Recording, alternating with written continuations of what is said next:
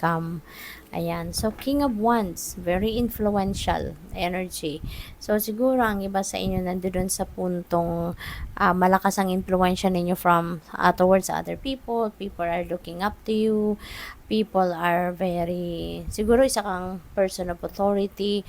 People are looking up to you. Malaki ang respeto ng mga tao sa paligid ninyo sa inyo. You know, Taurus, maaaring ganun ang inyong sitwasyon sa ngayon. Pwede na ang iba din sa inyo rito is baka for promotion kayo sa trabaho, baka kayo ay mapopromote na into a leadership role, no? So, pwedeng ganon. Kaya, congrats.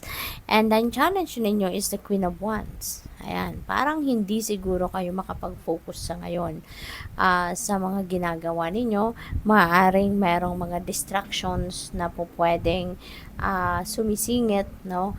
Kaya, parang hindi kayo parang fragmented ang isip ninyo, parang hindi kayo mapakali, parang meron kayong ini-envision for yourself na gusto mong gawin, gusto mong pag-focusan, pero for whatever reason, baka merong sumisingit na mga ibang bagay na ma-divert ang inyong attention. So, yun, parang hindi kayo makapag-focus sa kung ano man ang gusto ninyong gawin sa ngayon.